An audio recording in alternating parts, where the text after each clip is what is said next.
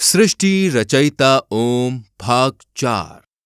जीव संसार की रचना को उजागर करने के लिए मृत्युलोक अर्थात पृथ्वी का निर्माण किया जाना है। लेकिन पृथ्वी का निर्माण सूर्य तत्व के बिना नहीं किया जा सकता। इसलिए भगवान अर्धनारीश्वर गंगा के जल से उत्पन्न दिव्य आकाश रूपी बादल की सहायता से सूर्य तत्व को सूर्य देव से प्राप्त करके उसे उसके निर्धारित स्थान पर ले जाकर स्थापित कर देते हैं और स्वयं एक अनजान ग्रह पर जाकर तपस्या में लीन हो जाते हैं। अतः विशेष सौर मंडल में स्थापित यह सूर्य तत्व जब ठंडा पड़ जाता है, तब भगवान अर्धनारीश्वर अपनी योग माया के द्वारा अंतरिक्ष में उपलब्ध पृथ्वी रूपी कण,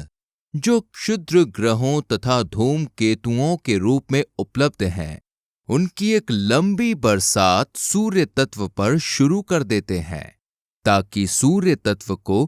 पृथ्वी का रूप दिया जा सके। एक लंबी प्रक्रिया के बाद जब सूर्य तत्व पृथ्वी का रूप ले लेता है, तब इन अलौकिक शक्तियों को पृथ्वी के लिए एक चांद की आवश्यकता पड़ती है, क्योंकि चांद के बिना पृथ्वी को जीवन की उत्पत्ति के अनुकूल तैयार नहीं किया जा सकता है। अतः पृथ्वी को जीवन की उत्पत्ति के अनुकूल तैयार करने के लिए यह अलौकिक शक्तियां अपनी किसी उन्नत तकनीकी तंत्र के सहारे एक अलग ही प्रकार के ग्रह का निर्माण करके उसका टकराव नवनिर्मित पृथ्वी से करवा देते हैं। इस भयंकर टकराव के कारण बहुत सारा कचरा पैदा होता है, जो उछलकर अंतरिक्ष में चला जाता है और आहिस्ता आहिस्ता इकट्ठा होकर चांद का रूप ले लेता है। जैसे ही पृथ्वी को उसका चांद प्राप्त हो जाता है, पृथ्वी पर मौसम तैयार होने लगते हैं और तब पृथ्वी बर्फ का एक गोला बन जाती है।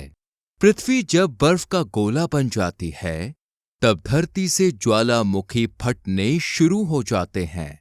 ज्वालामुखियों के फटने से पृथ्वी का वातावरण गर्म होने लगता है। वातावरण के गर्म होने से बर्फ पिघलने लगती है और तब पृथ्वी पर बड़े बड़े महासागर, बड़ी बड़ी महानदियां और बड़े बड़े ग्लेशियर तैयार हो जाते हैं। जब पृथ्वी अपना वास्तविक रूप प्राप्त कर लेती है, तब भगवान अर्धनारीश्वर जटाओं में स्थापित गंगा के जल से पृथ्वी को सींचने लगते हैं, ताकि ब्रह्मांड की निर्माण प्रक्रिया के कारण उत्पन्न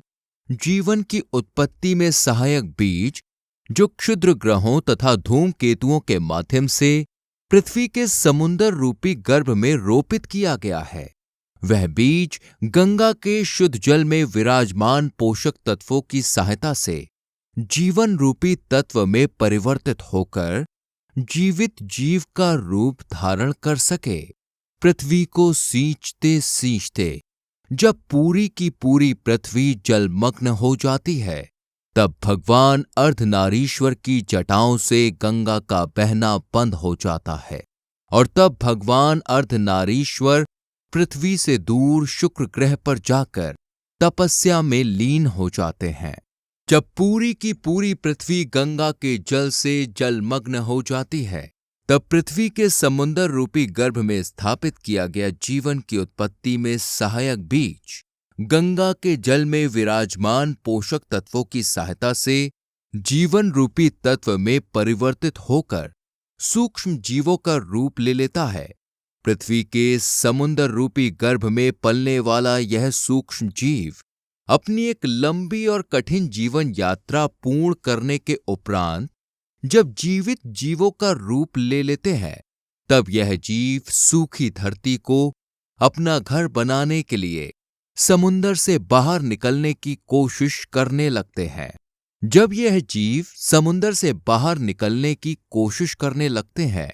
तब भगवान अर्धनारीश्वर अपनी योग माया के द्वारा पृथ्वी को तरह तरह के पेड़ और पौधों से हरा भरा बना देते हैं, ताकि सूखी धरती को अपना घर बनाने वाले यह जीव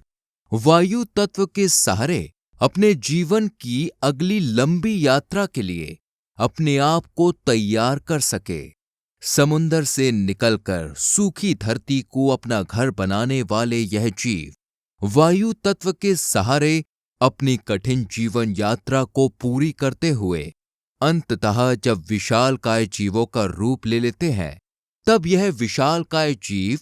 अपना हिंसक रूप धारण करके पृथ्वी पर उत्पात मचा देते हैं। भाग 4 समाप्त। जय सिया राम।